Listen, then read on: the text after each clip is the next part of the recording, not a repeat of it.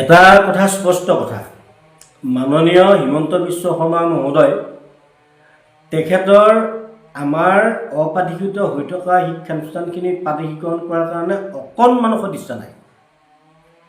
এই মানুহজনে আমাক আচলতে একদম জীয়াই কবৰ দিয়াৰ কাৰণে তেখেতে যিমান পাৰি ষড়যন্ত্ৰ ইমান ষড়যন্ত্ৰ কৰি আছে। মই কিয় কৈছোঁ এই কথাখিনি? 2022 চনৰ 20 অক্টোবৰত আমাৰ লগত আলোচনা হৈছিল। এই আলোচনাত তেখেতে ধুনীয়াকৈ কৈছিল যে 17-18 আইনখন যি ধাৰা উপধাৰা সংশোধন কৰিব লাগে, সংশোধন কৰি 6 চনৰ আগত প্ৰতিষ্ঠা হোৱা শিক্ষানুষ্ঠানখিনি যদি 6 চনৰ আগত প্ৰতিষ্ঠা হৈছে, তেতিয়াহ'লে আমাক ইউডাইজ বা কিবা অন্য কথাবিলাকত আমি ইমান গুৰুত্ব নিদি স্কুলখিনি প্ৰাদেশিকৰণ কৰি ভেঞ্চাৰ বিদ্যালয়ৰ সমস্যাটো আমি সমাধান কৰিম বুলি আমাক কথা দিছে। এই কথাবিলাক আচলতে তেওঁ মনত আছে, তেওঁৰ ভালকৈ তেওঁ আমাৰ লগত কি কথা কৈছিলে, কি প্ৰতিশ্ৰুতি দিছিল, এই কথাখিনি মনত আছে।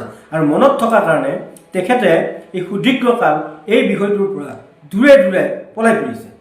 আৰু আমি বহুতবাৰ আন্দোলন কৰিছোঁ যে মুখ্যমন্ত্ৰী মহোদয়ৰ লগত ক'ৰবাত আছে নেকি বাৰু এনেকুৱা এখন দেশ য'ত মুখ্যমন্ত্ৰীক জনপ্ৰিয় মুখ্যমন্ত্ৰী বুলি কয়, জনপ্ৰিয় মুখ্যমন্ত্ৰীজনক আমি লগ ধৰিবৰ কাৰণে, আনুষ্ঠানিকভাৱে লগ ধৰিবৰ কাৰণে আন্দোলন কৰিব লাগে। এনেকুৱা ক'ত দেশ আছে, ক'ত ৰাজ্য আছে যে মানুহজন জনপ্ৰিয়, কিন্তু জনপ্ৰিয় মানুহজনক আকৌ লগ ধৰিবৰ কাৰণে আমি কি কৰিব লাগে? আন্দোলন কৰিব লাগে। আন্দোলন কৰি পুলিচৰ ঠেলা বটা খাব লাগে। পুলিচে আমাক এৰেষ্ট কৰি নি মানে ক'ৰবাত সোমাই থৈ দিবলগীয়া হয়, সাময়িকভাৱে আমাক এৰেষ্ট কৰে। এনেকুৱা কথা আছে নেকি বাৰু? আচলতে কোনো মই ভাবোঁ যে জনপ্ৰিয়তাটো ক'ত জনপ্ৰিয়তা মই নাজানো। আমাৰ যিখিনি জেনুইন কথা, আমি ইমান ৰাজনীতিৰ মেৰপাকত আমি এইবিলাক ৰাজনীতি বুজি নাপাওঁ। আমি এটা কথাই বুজি পাওঁ, আমি সুদীৰ্ঘকাল বিনা বেতনে ভেঞ্চাৰ স্কুলবিলাকত কাম কৰিছোঁ। আমাৰ এই ভেঞ্চাৰ স্কুলবিলাকৰ 6 চনৰ আগত স্থাপিত হোৱা, আৰু এই 6 চনৰ আগত স্থাপিত হোৱা শিক্ষানুষ্ঠানখিনি LPৰ পৰা কলেজলৈ আমি কাৰ দিনত অনুমতি পাইছোঁ, কাৰ দিনত আমি ৰিকগনাইজ পাইছোঁ, কাৰ দিনত আমি কনকাৰেঞ্চ পাইছোঁ, বা কাৰ দিনত আমি NOC পাইছোঁ? হিমন্ত বিশ্ব শৰ্মা মহোদয় যেতিয়া শিক্ষামন্ত্ৰী হৈ থাকে কংগ্ৰেছত 15 বছৰ, তাৰপিছত বিজেপিত আহি আকৌ 5 বছৰ শিক্ষামন্ত্ৰী হৈছে। তেখেতৰ দিনতে আমাৰ এই শিক্ষানুষ্ঠানবিলাকে পাৰ্মিশ্যন পাইছোঁ, ৰিকগনাইজ পাইছোঁ, বা কনকাৰেঞ্চ পাইছোঁ, বা NOC পাইছোঁ। আৰু সেইকাৰণে তেওঁ জানে যে এই মই কৰা কামখিনি বা মই তেওঁ নিজৰ হাতেৰে হোৱা যিখিনি স্কুল, এই স্কুলখিনিক তেখেতে ইতিমধ্যে বিভিন্ন ষড়যন্ত্ৰ কৰি প্ৰায় আমাৰ আধাৰো বেছি শিক্ষানুষ্ঠান, বিশেষকৈ নিম্ন প্ৰাথমিক আৰু উচ্চ প্ৰাথমিক শিক্ষানুষ্ঠানবিলাকৰ বিভিন্ন ধৰণৰ ষড়যন্ত্ৰ কৰি, মানে এইটো ক'বলৈ চৰকাৰী ষড়যন্ত্ৰ কৰি সুবিধাবিলাক আমাৰ পৰা কৰ্তন কৰি এই শিক্ষানুষ্ঠানবিলাকক ইতিমধ্যে বন্ধ কৰি দিছে, ইউডাইজবিলাক বন্ধ কৰিছে। অৱশিষ্ট যিখিনি শিক্ষানুষ্ঠান, এই শিক্ষানুষ্ঠানখিনিয়ে যথেষ্ট সংগ্ৰাম কৰি শিক্ষানুষ্ঠানবিলাক জীয়াই ৰাখিছে। আৰু সংগ্ৰামটো শিক্ষকসকলৰ হৈছে। শিক্ষকসকলে পেটত গামোচা বান্ধি মানে গোটেই দিনটো স্কুলত শিক্ষকতা কৰে, ঘৰত আহি তাৰপিছত হয়তো ভোকে লঘোণে থাকিবলগীয়া হয়। পৰিয়ালক যিমানখিনি সুবিধা, ল'ৰা ছোৱালীক যিমানখিনি সুবিধা দিব লাগে, নিম্নতম পঢ়াৰ খৰচখিনিও দিবৰ কাৰণে এই শিক্ষকবিলাক অপাৰক বা শিক্ষয়িত্ৰীবিলাক অপাৰক। এই কথাখিনি হিমন্ত বিশ্ব শৰ্মাই বুজিবলৈ আৰু কিমান বছৰ লাগিব? ডক্টৰ হিমন্ত বিশ্ব শৰ্মা মহোদয়, আপোনাক এই কথাখিনি বুজাবৰ কাৰণে আমি প্ৰত্যক্ষভাৱে আলোচনাত যাব বিচাৰোঁ। আপুনি আমাৰ পৰা আলোচনাৰ পৰা কিয় পলাই ফুৰে? কিয় আমাৰ লগত আলোচনা নকৰে? আমাৰ লগত প্ৰত্যক্ষভাৱে আলোচনা কৰিবলৈ আপোনাৰ দ্বিধা কিয়? আপুনি কিয় ভয় কৰে? আপুনিতো বেলেগৰ লগত আলোচনা কৰিবৰ কাৰণে ভয় নকৰে, বিভিন্ন দল সংগঠনৰ লগত আপুনি আলোচনা কৰে, কিন্তু এই ভেঞ্চাৰ শিক্ষকবিলাকক দেখিলে আপুনি ভয় কিয় কৰে? আমিতো দেখিছোঁ এই সভা সমিতিবিলাকতো যদি কোনোবাই সোধে, ছাৰ মামা ন ধৰ দেশটো কি হ'ল, আপুনি যে একদম পলাই দূৰৰ পৰা এই কিবা এটা হ'ব, 13-14 হ'ব এনেকৈ কৈ যে পলাই ফুৰে, ভালকৈ কিয় কথাখিনি ক'ব নোৱাৰে? 13-14 ধৰিবনে? শিক্ষকৰ নিযুক্তিটো কি কৰিব? আপুনি সংবাদমেল পাতি কিয় ক'ব নোৱাৰে? কথাখিনি ক'ব নোৱাৰাৰ কাৰণ কি? আপোনাৰ ভিতৰত আৰু কি আছে? নিশ্চয় আপুনি আৰু কিবা ষড়যন্ত্ৰ কৰি আছে, আৰু সেইকাৰণে আপুনি কথাখিনি ক'ব নোৱাৰে। অসমৰ ৰাইজক কথাখিনি ফুটাই ক'ব নোৱাৰে। আপুনি এতিয়া গোটেই অসমখন আঁচনি সৰ্বোচ্চ কৰি পেলাইছে। যিবিলাক জেনুইন বিষয়বিলাকৰ পৰা আপুনি দূৰে থাকিব বিচাৰিছে, বিশেষকৈ প্ৰাদেশিকৰণৰ বিষয়টো আপুনি সমাধান কৰিব পাৰে যদি পাৰোঁ বুলি কওক, আৰু নোৱাৰে যদি নোৱাৰোঁ বুলি কওক। বশ্যতা স্বীকাৰ কৰক আপুনি যে মই প্ৰাদেশিকৰণ কৰিব নোৱাৰিলোঁ। মই ডিফিট হ'লোঁ। মই 15 বছৰ শিক্ষামন্ত্ৰী হৈ স্কুলবিলাক পাতিলোঁ আৰু এতিয়া মুখ্যমন্ত্ৰী হৈ স্কুলবিলাক ভাঙিলোঁ। এনেকৈ কৈ দিয়ক আপুনি। কিয় ক'বলৈ সাহস নহয় আপোনাৰ? কিয় মাত নামাতে? ভেঞ্চাৰ বিষয়ত কথাখিনি ক'বৰ কাৰণে কিয় মাত নামাতে আপুনি? মাতকচোন, আপুনি কি কৰিব খুজিছে? আপুনিতো পাৰে দেখোন। আপুনি যিবিলাক স্কুল যদি প্ৰাদেশিকৰণ কৰিব নিবিচাৰে, মই আগতেও এদিন কৈছোঁ যে আপুনি বিষয়বিলাক পঠাই দিয়ক বা পুলিচ পঠাই দিয়ক, দি স্কুলত তালা লগাই দিয়ক। আপুনি যেতিয়া তালা লগাব তাতে আৰু ল'ৰা ছোৱালী পঢ়িবলৈ নাহে আৰু আমিও স্কুললৈ নাযাওঁ, আমাৰো ভাল হ'ব। 25-26 নিৰ্বাচনী অধিসূচনাৰ আগত যদি আপুনি প্ৰাদেশিকৰণ কৰিব নোৱাৰে, আপুনি সংবাদ মাধ্যমত স্পষ্ট কৰক। আমি বাকী একো কৰিব নোৱাৰিলেও কিন্তু আমি সামূহিকভাৱে অভিশাপ দিব পাৰিম আপোনাক। কিন্তু আমি ব্যক্তিগতভাৱে আপোনাকে অভিশাপ দিম, কাৰণ আমি জানো অসমত এতিয়া গণতন্ত্ৰ চলি থকা নাই, ৰাজতন্ত্ৰ চলি আছে। আপোনাক নোসোধাকে শিক্ষামন্ত্ৰীয়ে একো ক'ব নোৱাৰে, আপোনাক নোসোধাকে শিক্ষামন্ত্ৰীয়ে একো সিদ্ধান্ত ল'ব নোৱাৰে, আপোনাক নোসোধাকে কোনো কথাই ক'ব নোৱাৰে, প্ৰট'কল বুলি কয়। কি চৰকাৰ চলি আছে এইখন? আপোনাৰ যিবিলাক মন্ত্ৰী বিধায়ক আছে, এই বিধায়কবিলাকেও মানে প্ৰাদেশিকৰণৰ বিষয়টো কথা ক'ব নোৱাৰে। কি প্ৰট'কল আছে ক'ব নোৱাৰা কথাটো? নোৱাৰে যদি নোৱাৰোঁ বুলি কওক, আপোনালোকে নকৰোঁ বুলি কওক, ভাঙি দিয়ক স্কুলবিলাক। লুকাই চুকাই কিয় ফুৰে আপুনি? পলাই কিয় ফুৰে আপুনি আমাৰ বিষয়টোৰ পৰা? স্পষ্ট কথা। মানুহবিলাকে আপোনাৰ মুখৰ ফালে চাই ৰখি আছে যে প্ৰাদেশিকৰণ কৰিব আমাক। আইনখন গঠনিলে আনিছে আপুনি, কিন্তু কেনেকৈ আনিছে গঠনিলে?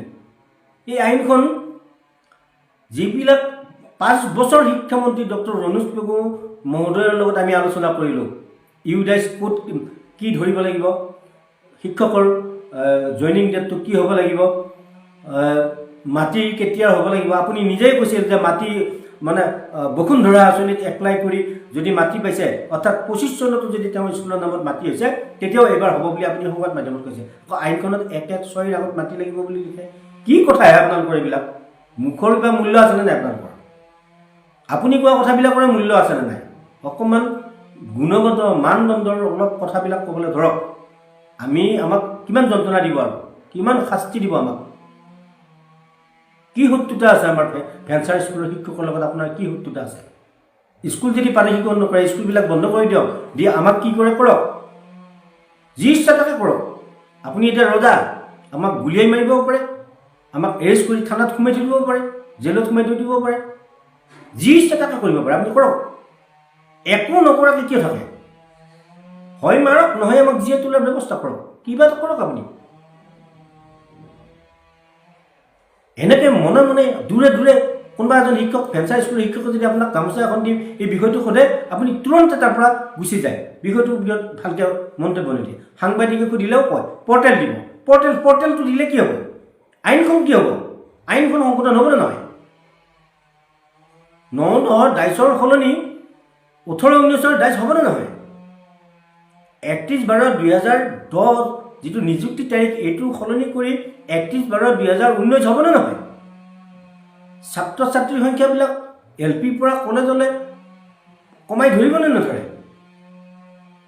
আগৰ আইনখনকে যদি বাহাল ৰাখে, বিদ্যালয়ত প্ৰাদেশিকৰণ হ'ব। আপোনালোকৰ নাটকহে কৰিব ওলাইছে এইবিলাক, এনেই ধূপ ধাপ কোবাব। সময় কেতিয়া কৰিব? আপুনি নিজেই কৈ আছে ফেব্ৰুৱাৰীৰ 28 তাৰিখ, ফেব্ৰুৱাৰীৰ 25 তাৰিখ, ফেব্ৰুৱাৰীৰ 20 তাৰিখে অধিসূচনা জাৰি হ'ব বুলি কৈ আছে। আইন আমাক প্ৰাদেশিকৰণ কেতিয়া কৰিব? আপুনি মনত আছেনে প্ৰাদেশিকৰণ আমাক যে কৰিম বুলি কৈছিল? আপুনি যে বিভিন্ন ছ'চিয়েল মিডিয়াতে হওক, আপুনি ফেচবুক লাইভ কৰি হওক, সংবাদ মাধ্যমৰ আগত আপুনি জানুৱাৰীৰ 2025 জানুৱাৰীৰ 1 তাৰিখৰ পৰা আপুনি কণ্টিনিউ প্ৰায় 10 দিনমান কৈছে কথাখিনি, প্ৰাদেশিকৰণৰ কথাটো। বহুত মিটিঙত আপুনি হিন্দীটো কৈছে, ক'ৰবাত কাৰ্বি আংলঙে ক'ত গৈ আপুনি হিন্দীটো ভাষণ দিছে প্ৰাদেশিকৰণৰ কাম চলিব বুলি, কৰিব বুলি। কেতিয়া কৰিব? মানুহবিলাক মৰি হোৱাৰ পিছত, মানুহবিলাক চব ৰিটায়াৰ্ড হৈ শেষ হৈ যোৱাৰ পিছত, স্কুলবিলাক চব ভাঙি যোৱাৰ পিছত আপুনি প্ৰাদেশিকৰণ কৰিব নেকি? কেতিয়া কৰিব? আমি ন্যায্যতাৰ ভিত্তিতে খুজি আছোঁ। আমি নিজৰ ইচ্ছামতে স্কুল পাতি থকা নাই নহয়, ৰাইজে পতা স্কুল। আপুনি পাৰ্মিশ্যন দিছে, এই স্কুলবিলাকত আপুনি ছিষ্টেমত পাৰ্মিশ্যন দিছে। তাৰপিছত আকৌ আমাক শত্ৰুতা কিয় কৰি আছে? আমাৰ স্কুলবিলাক ভাঙি দিয়া কথাটো কিয় চিন্তা কৰি আছে? শিক্ষকবিলাকে আৰু কি ধৈৰ্যৰে শিক্ষকতা কৰিব?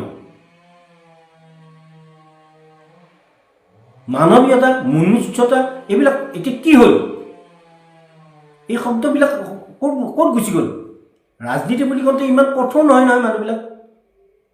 ৰাজনীতি বুলি কওঁতে কওকচোন নহয়তো, আপুনিও আপোনাকে মাকৰ গৰ্ভতে আপুনি জন্ম পাইছে, আমিও মাকৰ গৰ্ভত জন্ম পাইছোঁ। আপুনি একবাৰ মানে মংগল গ্ৰহৰ পৰা অহা নাই নহয়। মানৱতাহীন হ'বলৈ, মনুষ্যত্বহীন হ'বলৈ আমাৰ নিচিনা প্ৰক্ৰিয়া দি আপুনি ডাঙৰ দীঘল হৈছে। আপুনি কেনেকুৱাকৈ আছে, আমাৰ পৰিয়ালবিলাক কেনেকৈ আছোঁ আমি আমাৰ ল'ৰা ছোৱালীবিলাক কি হৈছে ভাবকচোন আপুনি। আমি কিমান কষ্টত আছোঁ, কেতিয়া কৰিব? নকৰে যিটো ক'ব লাগে স্পষ্ট কওক আপুনি। বিষয়টোৰ পৰা আঁতৰে দূৰে পলাই ফুৰিলে সমস্যাটো সমাধান হ'ব নেকি? সমস্যাটো সমাধানৰ দিশত আহক। হয় কৰক, নহয় ভাঙি দিয়ক, বন্ধ কৰি দিয়ক, তালা লগাই দিয়ক। শিক্ষকবিলাকে কি কৰিব? আপোনাকতো একো কৰিব নোৱাৰে। আপুনি মুখ্যমন্ত্ৰী, ৰজা। এতিয়া আপুনি তালা লগাই দিয়ক, স্কুলবিলাক তালা লগাই দি শিক্ষকবিলাক ল'ৰা ছোৱালীবিলাকে য'তে যি কৰে কৰিব আৰু। কাৰণ এতিয়া ব্যক্তিগত স্কুল হৈছে, গাঁৱে ব্যক্তিগত স্কুল, অঞ্চলে ব্যক্তিগত স্কুল। ব্যক্তিগত স্কুলত আমাৰ অসমৰ ৰাইজৰ বহুত পইচা হৈছে, টকা পইচা বহুত হৈছে ব্যক্তিগত স্কুলত পঢ়াব ল'ৰা ছোৱালীবিলাক। চৰকাৰী মাধ্যমৰ স্কুলবিলাকতো মানে LP ME বিলাকতো আপোনালোকে ভাঙিলে, চৰকাৰে ভাঙিলে। দুজন এজন শিক্ষক দি শিক্ষকবিলাকক অনাশৈক্ষিক কামত হতুৱাই শিক্ষকবিলাকক টিউটৰ কৰি পেলাই অসন্মান কৰি গোটেই শিক্ষা জগতখনত মানে শিক্ষকৰ সন্মান বোলা বস্তুটো একেবাৰে নোহোৱা কৰি দিছে এই চৰকাৰখনে। আৰু কি কৰিব, আৰু কিমান কৰিব?